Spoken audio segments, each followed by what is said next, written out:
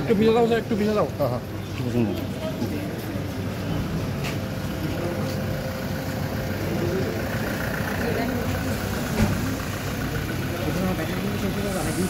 हाँ हाँ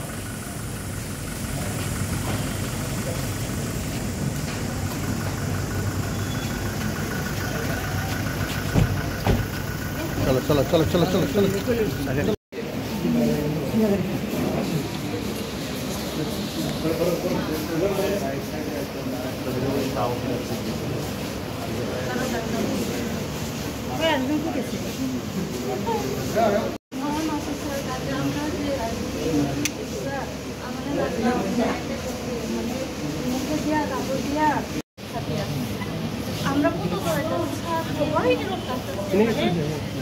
এমনি আমি ভাবতে পারি না এরকম করবো কইরা, মানে আমরা তো মেয়ের লোক কেউ নাই এখানে, মানে যদি কোনো ভাবে মানে বসে এরকম কথা হচ্ছে, আমরা তো কষ্ট পাচ্ছি ওদের দেখতে আমি এদিকে নিয়ে যাই সবাই এরকম মানে সব গেছে বাড়ি করাইয়া, মানে আমরা তো কেস দিব হয়ে আসে যেহেতু দৌড়াইয়া গেছে বাড়ি, সবাই এখানে ব্যথা ব্যথা আমাদের করছে।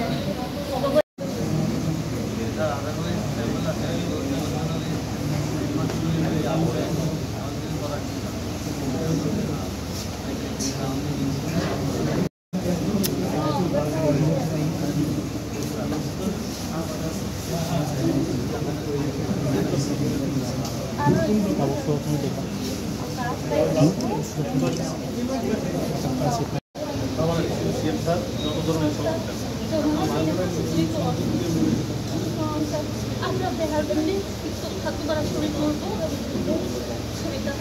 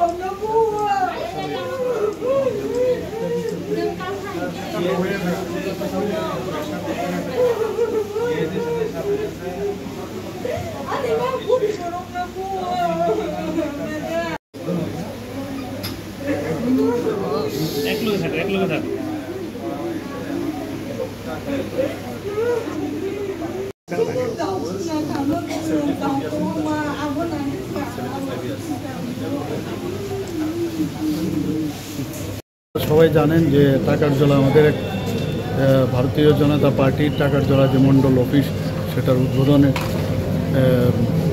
যে দিন ছিল। পাশাপাশি আমাদের ওখানে প্রায় 200 ফ্যামিলির 600-র উপরে প্রায় 650-র উপরে আমাদের ওইখানে যারা ভারতীয় জনতা পার্টিতে বিভিন্ন পার্টির থেকে এসে জয়েনিং একটা প্রোগ্রাম ছিল। তো সেটাকে সামনে রেখে আমাদের যে যারা আমাদের সাপোর্টার এবং যারা জয়েন করতে যাচ্ছিল তাদের যখন আসছিল তো রাস্তার মধ্যে অনেকে তাদেরকে বাধা দিয়েছে, 3-4 জনকে গুরুতরভাবে আহত এখানে করেছেন। আপনারা দেখেছেন একটা 75 বছরের বয়স্কা মহিলাকে পর্যন্ত আক্রমণ করেছে, কেউ কাউকে দাও দিয়ে কুপিয়েছে, কাউকে ঢিল মেরেছে, ডান্ডা দিয়ে মেরেছে। এই তো রাজনীতি, কমিউনিস্টরা যে রাজনীতি করেছে একই কায়দায় অন্যান্য পার্টিও কিন্তু ওই কায়দায় চলছে। যদিও আইডেন্টিফাই করা যায়নি, অনেকে মুখের মধ্যে কালো কাপড়, আমি যা শুনলাম কালো কাপড় বেঁধে রেখেছিল। তো আমরা তো এই রাজনীতির তীব্র নিন্দা করি এবং গতকালও আপনারা দেখেছেন মানুষ আমাদের পার্টিতে এখন আসতে চাইছে। মানুষ জানে যে আমাদের পার্টি মানে খুবই শান্তিপ্রিয়ভাবে এই সরকারকেও চালাচ্ছে, পাশাপাশি আমাদের পার্টিও সুন্দরভাবে চলতে চায় এবং আমরা সেই দিশায় আমরা চলি। কিন্তু কেউ হুজ্জতি করবে আর কেউ গায়ের জোরে মানে ইয়ে করবে সেটা কোনো অবস্থা আমরা মানতে পারি না আমরা, এবং আগামী দিন যা করার আমরা করব।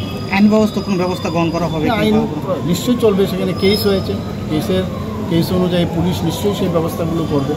তো রাজ্যে এরকম একটা দলের উপরে এরকম আক্রমণ করা হচ্ছে ক্রমাগত, এর আগেও আবার দেখা গেছে এরকম একটা আক্রমণ করা হচ্ছে, সেই বিষয়টা কতটুকু এগিয়েছে? এগুলো ধরুন এই বহুদিনের পুরনো একটা অভ্যেস এখানে বহুদিন ধরে চলে এসছে। তা আমরা চাইছি এর থেকে বেরিয়ে আসার জন্য, এবং আমি নিশ্চিত যে একটা দিন আসবে যখন মানুষ এইসব রাজনীতি বিশ্বাস করবে।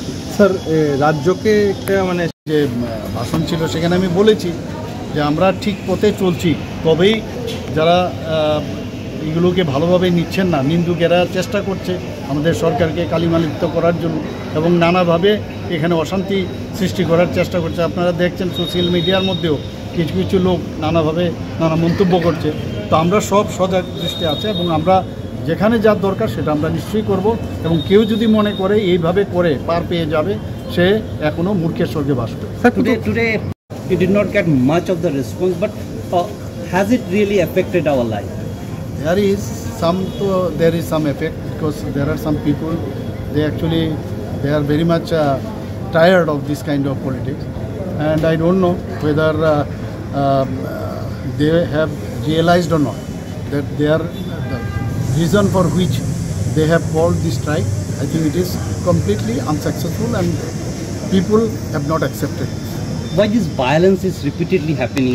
Is it the way that politics was going on, and your government is trying to change that? Yes, we are trying our best